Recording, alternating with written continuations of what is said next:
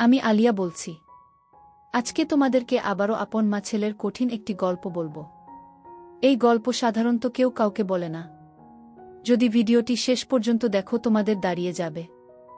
আমি আরমান, 18 বছর বয়স।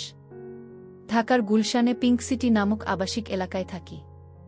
আমার জীবনে একজন মাত্র মানুষ, তিনি আমার মা। আমার বাবা নেই।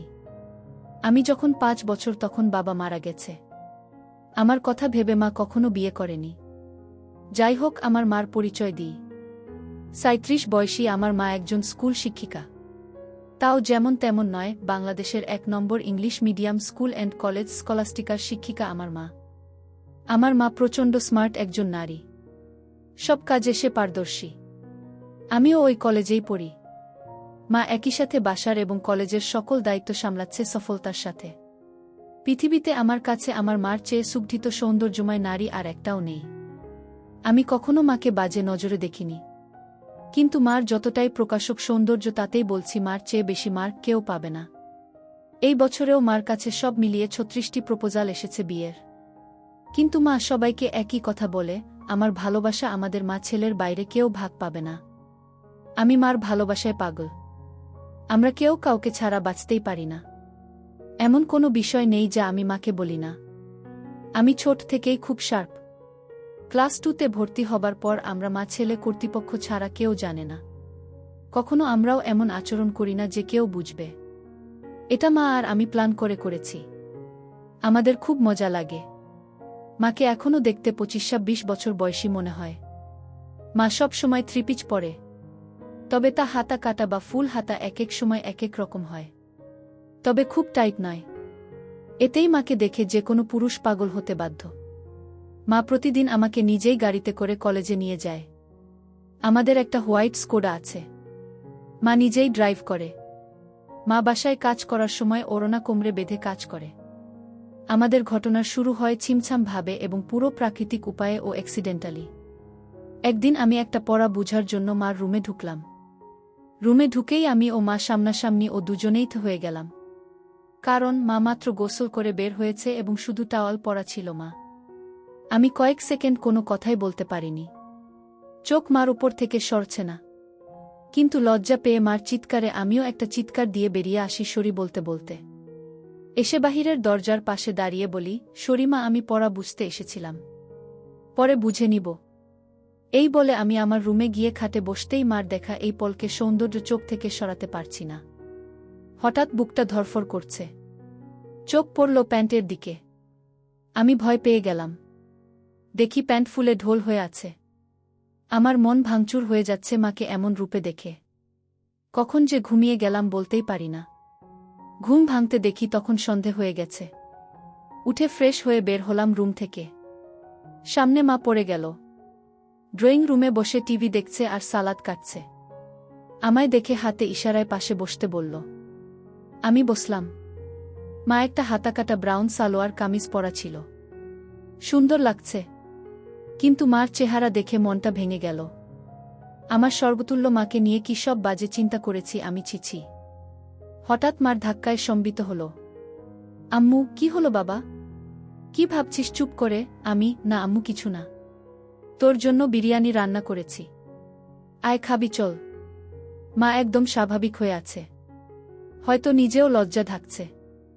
আমি, আজ আমায় খাইয়ে দিবে আম্মু? মা আমার দিকে এক পলক অপরূপ দৃষ্টি করে চেয়ে বলল, আয় কাছে আয়।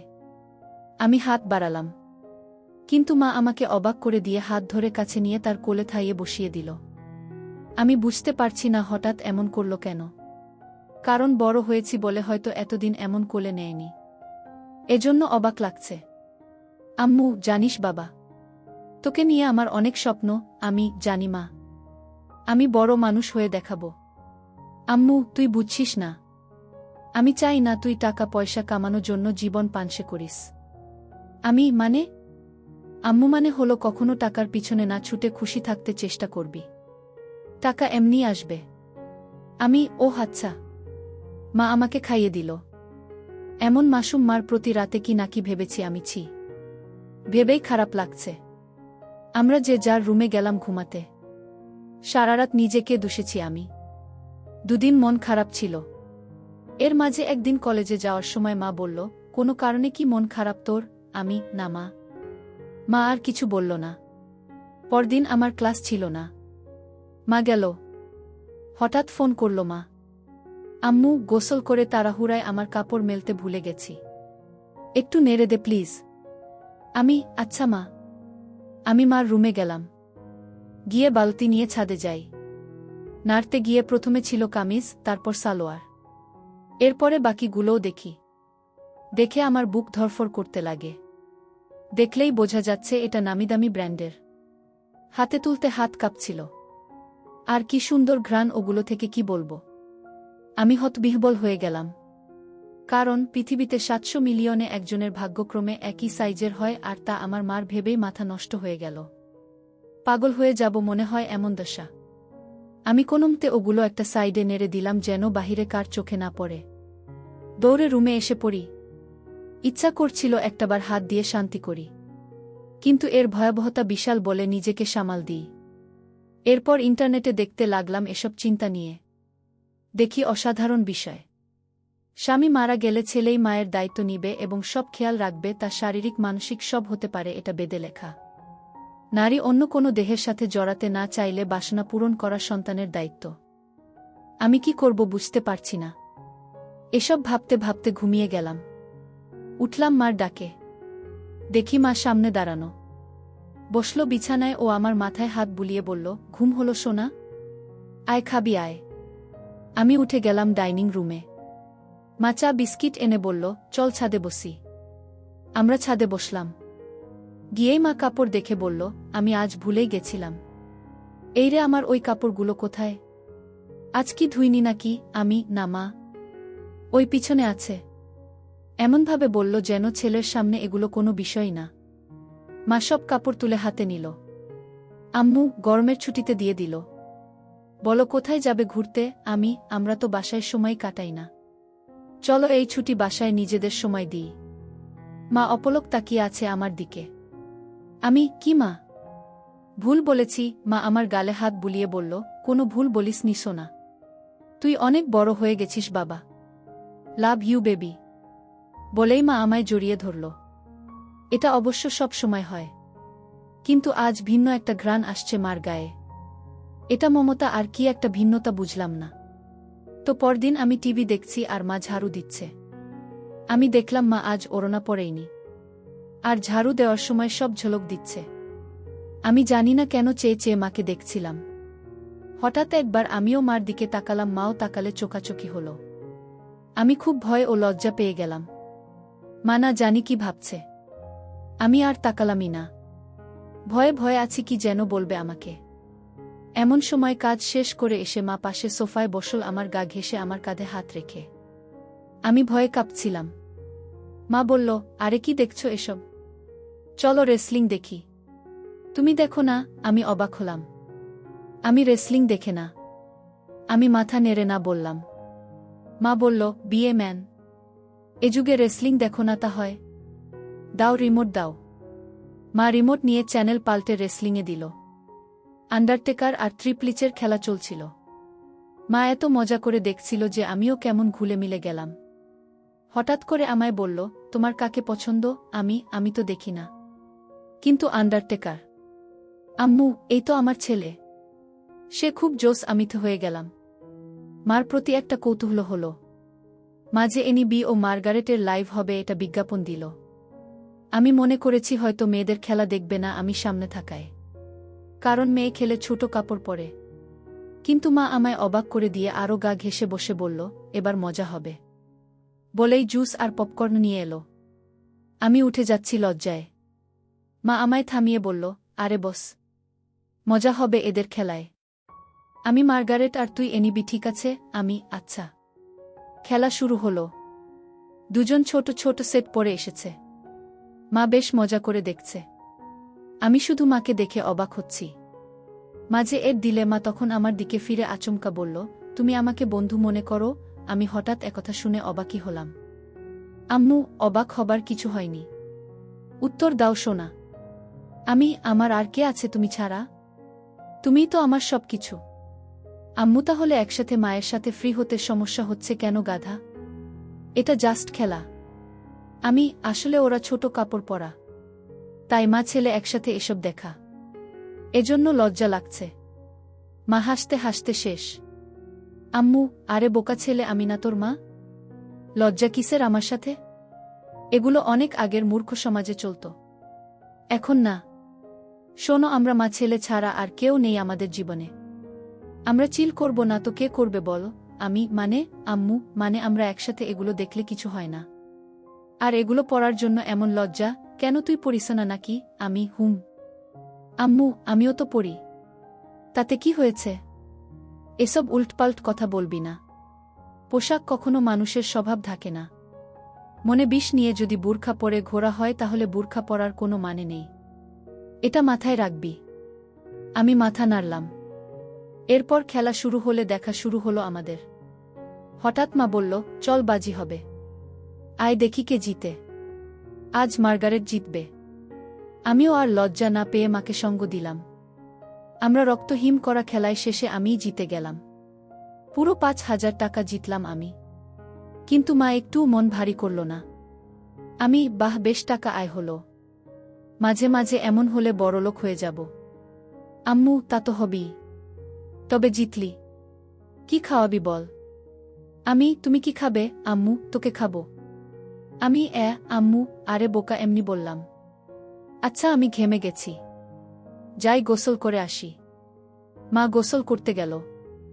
আমি টিভি দেখছি। হঠাৎ শব্দ মার গলার। আমি দৌড়ে যাই মার রুমে। গিয়ে আবার্থ হয়ে গেলাম। আজ সেদিনের মতো নয়। কিন্তু আজ মাকে সম্পূর্ণ ভিন্নতর দেখলাম। আমি হাঁ করে তাকিয়ে আছি। আম্মু, কিরে, কি দেখিস? অবাক হয়েছিস না? আমি মাথা নেড়ে হা বলি। কিন্তু এত টাইট যে? আম্মু, ও তুই টাইটের কথা বলছিস? আমি বলছি, এটা আমার অনেক আগের জামা। এই জামার বয়স তোর চেয়ে 2 বছর বেশি। কি বলছো এগুলো? ওয়াও আম্মু, হ্যাঁ ওয়াও। সুন্দর না? নাকি খারাপ লাগছে? খারাপ লাগে তোমার ভূত। একদম পরি লাগে আমার মাকে। আম্মু, কিন্তু আসলেই অনেক দিন বলে টাইট হয়ে গেছে। কেমন যেন লাগছে। যদি কিছু মনে না করো একটা কথা বলি মা? আম্মু, হ্যাঁ বল। তোমাকে টাইট ড্রেসেই ভালো লাগে। কেন যে সবসময় আলখাল্লা পরে থাকো বুঝি না। মডার্ন যুগের এত ভাষণ আমাকে দাও আর নিজে সেকেলে। মনেই হয় না ইংলিশ মিডিয়ামের টিচার তুমি। আম্মু, হাহা, আমার বদমাইশ ছেলে। আয় বুকে আয়। ইদানিং তুমি চেঞ্জ হয়ে যাচ্ছ যে। খুব আদর সোহাগ করছো যে। মা আমায় ছেড়ে দিয়ে মুখটা মলিন করে বাথরুমে চলে গেল। আমিতে ভয় পেয়ে গেলাম। কি বলতে কি বলে দিলাম। একটু পরে মা আবার আলখাল্লা পরে হাতে ওই জামাটা এনে আলমারিতে রেখে ধপাস করে বন্ধ করে নিচে কিচেনে চলে গেল। আমি কি বলবো বুঝতে পারছি না। আমিও পিছনে গেলাম। বললাম, মা রাগ করেছ? সরি মা, আর এমন বলবো না। মা কথাই বলছে না। আমি পিছনে ঘুরছি, কিন্তু মা পাত্তাই দিচ্ছে না। শুধু চোখে পানি ভরে কাজ করছে। কিচেনের জিনিসে রাগ ঝাড়ছে। টেবিলে খাবার দিয়ে মাও পড়ে যাচ্ছে। তখনই আমি মার পায়ে পড়লাম ও বললাম, আর কখনো এমন বলবো না মা। ক্ষমা করে দাও। কেঁদো না মা। তুমি ছাড়া আমার আর কে আছে বলো? মা কেঁদে দিয়ে আমায় জড়িয়ে ধরে বলল, আমিও তো তাই বলছি। তুই ছাড়া আমার আর কে আছে? তোকে আদর সোহাগ করব না গো কাকে করব? তুই তো আমার সবরে পাগল। সরি, আর হবে না মা। আম্মু, আমি সবসময় তোকে ভালোবাসি বোকা। আর এমন বলিস না। আমাকে প্লিজ একা করে দিস না তোর বাবার মতো। না মা, আমি তোমার সব কথা শুনবো ও মেনে চলব। আমারও সব কথা মানতে হবে তাহলে? মা মুচকি হেসে চোখ মুছে বলল, তাহলে ওই ড্রেস পরে এসো আর আমাকে খাইয়ে দাও। মার মুখে উজ্জ্বল হাসি। মা রুমে গিয়ে মিনিটে চলে এলো ওই ড্রেস পরে। আমি বললাম, তোমায় একদম ক্লাস 10-এর মেয়ে মনে হয় মা। যে কোনো কাপড়েই বোঝাই যায় না তোমার বয়স 37। মা মুচকি হেসে আমায় নিয়ে বসে খাওয়াতল। তারপর আমরা যে যার রুমে গিয়ে ঘুমালাম। এভাবে মা আর আমি আর কিছু না করে ছুটি শেষ করলাম। ছুটির পরে আমাদের কলেজে একটা সাংস্কৃতিক অনুষ্ঠান হয়। সবাই নাম দেয়, আমিও নাম দিই গানে। আমরা পারফর্ম করি, অনেকেই অনেক রকম করে। মেয়েরাও পারফর্ম করে ড্যান্সে। হঠাৎ একটা ড্যান্স চালু হয়। দেখলাম কয়েকজন মাঝবয়সী নারী ঘোমটাস দিয়ে স্টেজে উঠল। এরপর গান চালু হতেই ঘোমটা খুললে আমি আকাশ থেকে পড়লাম। মা লিডিং ড্যান্সার আর মারাত্মক লাগছে তাকে। মা একটা হলুদ শাড়ি পরেছে যা মারাঠি স্টাইলে বাঁধা ও নাভি বরাবর। এতেই সবার হৃদ স্পন্দন বাড়িয়ে দিল। সবাই হুররে করে অনুষ্ঠান শেষ করল। আমি আমার মা এত সুন্দর নাচে তা জানতাম না। ছেলেরা সবাই তো বলছেই, সাথে মেয়েরাও বলছে ম্যাম খুব হট। আমার খুব গর্ব হলো এটা শুনে। আমরা বাসায় গিয়ে আমি মার সাথে কথা বলছি না। মাতা দেখে বলল, কি হয়েছে আমার প্রাণ ভোমরা? আমি, ইস আবার প্রাণ ভোমরা বলছে। কখনো তো বলনি নাচতে পারো। আমাকে তো কখনো নাচ করে দেখাওনি। মা আমার কাছে সোফায় বসে গা ঘেঁষে বলল, এই যে মশাই, আপনাকে সারপ্রাইজ দিতেই বলিনি আগে। এখন আপনিও তো অবাক হলেন তাই না? আপনার জন্য এত কিছু করলাম আর আপনি যদি মন খারাপ করে থাকেনও তাহলে হয়। সরি। আমি, আচ্ছা ঠিক আছে। তুমি এত সুন্দর নাচতে পারো আমি জানতামই না। আর কি ড্রেস পরেছ তুমি ওখানে, আমি অবাক। কখনো তো এমন খোলামেলা পোশাকে দেখিনি। আম্মু, খোলামেলা কই? এত মারাঠি স্টাইল। আর খোলামেলা কি বলছো? আমাকে কি খুব খারাপ লাগছিল? আমি, নাউজুবিল্লাহ। তোমাকে আর খারাপ লাগবে তা অসম্ভব। পৃথিবীর সবচেয়ে সুন্দর নারী আমার মা, আর তাকে খারাপ লাগবে? তোমায় মারাত্মক লেগেছে মা। মা আমার গাল ধরে বলল, হুম, থ্যাংক ইউ। আম্মু, মা একটা কথা বলি? আম্মু, হ্যাঁ বল। আমাকেও একদিন নেচে দেখাবে প্লিজ? আম্মু, তুই আমার নাচ দেখবি? ভালো লেগেছে, আমি ভাবতেও পারিনি এত সুন্দর নাচ তুমি। আজ সবাই তোমার প্রশংসা করছিল। প্লিজ মা, দেখাবে বলো না? আম্মু, অবশ্যই দেখাবো সোনা। আমার পৃথিবী তুই। আর তোকে খুশি করতে সব করতে পারবো। বল কি ড্যান্স দেখবি? আমি, যেই কস্টিউম আছে তার বিচারেই যা ইচ্ছা তোমার। আম্মু, আচ্ছা তুই বস, আমি আসছি বলে মা পালালো রুমে। একটু পরে এসে আমায় পুরো চমকে দিল। মা একটা শাড়ি পরেছে যা ট্রান্সপারেন্ট মেরুন রঙের, ফলে সব উদীয়মান। দেখে আমি সোফা থেকে দাঁড়িয়ে যাই। মা আমায় এমন উঠতে দেখে বলল, এখন আমি তোর টিচার নই বোকা। দাঁড়াচ্ছিস কেন? আমি কেন বলে দিলাম, তোমায় আজকে সত্যি অসাধারণ হট লাগছে মা। বলার পর খেয়াল হলো আমি কি বললাম। জিভ কেটে বললাম, ওফ সরি মা, আমার ভুল হয়ে গেছে, আর বলবো না এমন পচা কথা। মা আর চোখে একটা চাহনি দিয়ে বলল, আমি কি হই তোর বলতো? আমি, আমার মা। আম্মু, তাহলে এমন কেন করছিস? মা নাকি তার সন্তানের কাছে সবচেয়ে সুন্দর হয়। তুইও তো বললি। তো প্রশংসা করতে এত দ্বিধা কিসের? আমি, ওইয়ে ভাষাটা বিব্রত তাই। আম্মু, চুপ করত। কোনো বিব্রত নয়। এদেশীয় ভীত সংস্কৃতি তোর ভিতরে কিভাবে এলো বুঝলাম না। হট কোনো বাজে শব্দ নয়। যাকে যা লাগে তাই বলা উচিত, বুঝেছিস? চাইলে আরও গভীর কিছু বলতে পারিস। আমি ভ্যাবলা হয়ে বললাম, হ্যাঁ, কিন্তু মাকে এসব চজাতীয় কথা বলা কি ঠিক? মা আমায় হাত ধরে সোফায় বসে বলল, আম্মু দেখছো না, আমি তোর মা। আমায় তুই যা খুশি বলতে পারিস। ভালো লাগলেও বলবি, খারাপ লাগলেও বলবি, তাতে কোনো সমস্যা নেই। এখন তুই যদি আসলে আমায় মা বলে আপন নাই বা ভাবিস, তাহলে আর আমার কি করার? স্বামীকে হারিয়ে একমাত্র সন্তানের সঙ্গ কপালে না জুটলে তো আর কিছু করার নেই। আমি বুঝলাম মা মনে মনে কষ্ট পাচ্ছে, আর প্রশংসা করায় মা আমায় বাধা দেয়নি। পশ্চিমা দেশের মতো মা আমায় স্বাধীনতা দিচ্ছে, ভালো তো এমনিতেই বাসে মা। তাই মার মন ভালো করতে বললাম, okay my dear loving mother, let's show me your best move. মা হেসে দিয়ে আমায় ধন্যবাদান্তে কপালে হামি দিয়ে বলল, লাভ ইউ মাই ডিয়ার। তোর জন্যই বেঁচে আছি আমি। আমায় তুই বুঝিস বলেই আমি পরিণত মা। বল কোনো গানে নাচব? আমি, কাটা লাগা সং। মা চোখ বড় করে বলল, নটি বয়। আমি হেরে যাওয়ার মতো মাথা নিচু করলাম। মা আমার থুতনি ধরে তুলে চোখে লাস্যময়ী হাসি এনে বলল, আমার ছেলে বলবে আর আমি মা হয়ে তা করব না, এটা হতে পারে? বলেই মা কাটা লাগা সং বাজিয়ে পৃথিবীর সকল সৌন্দর্য নিজের উপর এনে নাচতে লাগল। সে কি মুভ ও স্টাইলে নাচল, কি বলবো। মনে হচ্ছিল যেন আমার গার্লফ্রেন্ড হলেও এমন ভঙ্গিতে নাচত না। পুরোপুরি বোল্ড লাগছে মাকে। আমি দাঁড়িয়ে হাততালি দিলাম ও মাকে গিয়ে সালাম করলাম। মা অবাক হয়ে গিয়ে বলল, কি ব্যাপার? সালাম কেন? কারণ তুমি আমায় এত ভালোবাস, আমায় এত বিশ্বাস করো তাই। এমন সাজে আমি কখনো ভাবিনি তোমায় দেখব। তাও আবার আমার অন্যায় আবদার রেখে এই বোল্ড সং ড্যান্স করলে। তোমার কি খারাপ লেগেছে মা? মা বলল, এজন্যই তোকে এত বেশি ভালোবাসি রে পাগল। তুই খুব মাসুম আর হনেস্ট আর খুবই কিউট। শোন তাহলে, তুই আমার একমাত্র সন্তান আর একমাত্র সঙ্গী, যাকে নিয়েই আমার জীবন মরণ সব। তোর কাছে খারাপ লাগার কিছু নেই। আমি তোকে ভালোবাসি রে পাগল। আর এমন কেমন বলিস? এটা একদম স্বাভাবিক। আমি চুপ করে রইলাম। মা কয়েক সেকেন্ড আমার দিক তাকিয়ে থেকে বলল, আচ্ছা এখন গোসল করে আসি। মা চলে গেল। আমি আর পিছন দেখার কেমন মনোবল পাচ্ছি না। তবে 10 মিনিট পর হঠাৎ মার ডাক এলো। আমি মার রুমে যেতেই আবারও সেই মুহূর্ত সামনা করলাম। মাকে এরূপে দেখে বুক ধকধক করছে। আমি কিছু বলতে পারছি না।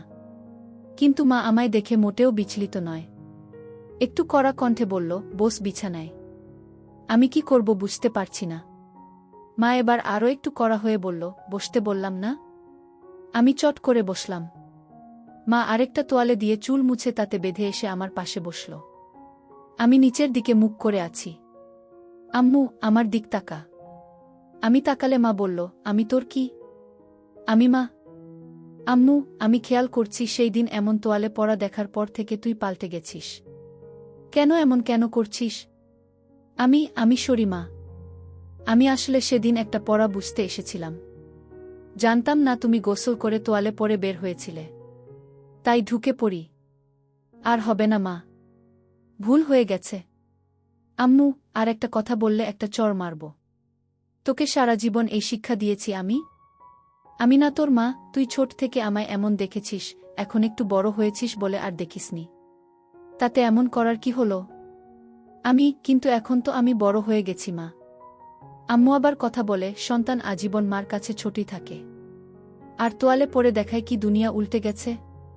আমায় কি তোয়ালেতে দেখতে এতটাই বিশ্রী? আমি মার মুখে হাত দিয়ে বললাম, না মা, দুনিয়াবি সবচেয়ে সুন্দর তুমি, যা সব কিছুতেই। আম্মু, তাহলে এত কাহিনী কেন? আমি ভেবেছি তুমি আমায় কি নাকি ভাববে, তাই ভয়ে ছিলাম। আম্মু শোনো, আমরা ছাড়া আর কে আছে যে নিজেদের স্পেসটুকুও নষ্ট করব? তোয়ালে পরে দেখলে কিছুই হয় না পাগল। আয় বুকে আয়।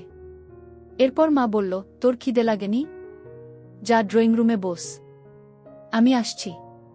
আমি অপেক্ষা করছি। মা এলো কিচেনে। রান্না করছে আর গুনগুন করে গান গাইছে। আমি পিছন থেকে জড়িয়ে ধরলাম মাকে। পিছন তাকিয়ে দেখে আমি হাত সরিয়ে নিই। মা মুচকি হেসে আমার হাত ধরে গান গাইতে থাকল। আমি আগে কখনো এত খুশি হয়নি। আম্মু, আমার জীবনে এমন একটা ছেলে থাকলে খুশি হব না? বল কি খাবি? আমি স্যুপ। আম্মু আচ্ছা যা টিভি দেখ। আমি আসছি স্যুপ নিয়ে। আমি বসে টিভি দেখছি। মা স্যুপ এনে আমায় খাইয়ে দিল ও নিজেও খেল। আম্মু আচ্ছা আমার কিছু শপিং করতাম। তুই থাক একটু বাসায়। আমি চলে আসব তাড়াতাড়ি। মা শপিং করতে চলে গেল। এলো অনেকগুলো ব্যাগ নিয়ে। সব নিয়ে সোজা রুমে রেখে এলো। আমি কি কিনলে? আম্মু এমনি কিছু জিনিস। মা এড়িয়ে গেল। বুঝলাম হয়তো নিজের কাপড় কিনেছে। তা তো আর ছেলেকে দেখানো যায় না। যাই হোক, পরদিন কলেজে যাওয়ার জন্য গাড়িতে বসে আছি মার জন্য। মা গেট লাগিয়ে যখন গাড়িতে এলো তখন আমি আকাশ থেকে পড়লাম। মা একটা হলুদ ট্রান্সপারেন্ট শাড়ি পরেছে ম্যাচিং ব্লাউজের সাথে। আমি আকাশ থেকে পড়লাম মাকে এমন রূপে দেখে। মা আমার চেয়ে থাকা দেখে বলল, কি হলো এমন তাকিয়ে কেন আছিস? তুমি অনেক পাল্টে গেছো মা। মা মুচকি হেসে বলল, এটা কি তোর খারাপ লাগছে? আরে না না, আমার কাছে উল্টো ভালো লাগছে। মা চোখ কুঁচকে বলল, ভালোটা আবার কেন? আমিও চাই তুমি নিজের জীবন সাজাও, ভালো ও খুশি থাকো। পোশাকটা না হয় তারই শুরু। মার মুখে উজ্জ্বল গর্বের হাসি। I am proud of you baby. Me too mom. আজকে অসাধারণ লাগছে মা। আম্মু, আমি ভাবছি এখন থেকে শাড়ি পরব। ভালো ডিসিশন। কিন্তু শুধু শাড়ি কেন? আম্মু এমনি না হলে আর কি পরা যায় বলতো? আমাকে জিজ্ঞেস করছো? মা কাকের মতো আশেপাশে তাকিয়ে বলল, আর কাউকে দেখছিস গাড়িতে? আমি না, মানে একজন মা তার ছেলের সন্তানের কাছে পোশাকের সিদ্ধান্ত চায় তাই বললাম। বাংলাদেশে এটা স্বাভাবিক নয়। আম্মু, আমার কাছে সব কিছু তুই। তাই আমার কমেন্ট তুই করবি। বল কেমন পড়ব? আমি সত্যি ফ্র্যাঙ্কলি বলবো, আম্মু এবার চর খাবি? আমি সরি। আম্মু বল। আমি a bit of western you know. মা আমার দিকে তাকিয়ে রইল কয়েক সেকেন্ড। মার এই রহস্যঘন তাকানো বুঝি না। আম্মু ওয়েস্টার্ন? হুম বলেই মা গাড়ি চালাতে লাগল। কিছু দূর যাবার পর একটা ঝোপের কাছে গাড়ি দাঁড় করালো। আমি বুঝতে পারছিলাম মা কেন গাড়ি দাঁড় করিয়েছে। মা গরম গরম নিঃশ্বাস ফেলছিল আর হাতটা আমার নিচের দিকে বাড়িয়ে দিতে লাগল। আমি বুঝতে পারছিলাম মা আর নিজেকে আটকে রাখতে পারছে না। নিজের ছেলের সাথে সেই নিষিদ্ধ কাজটা করতে চাচ্ছিল।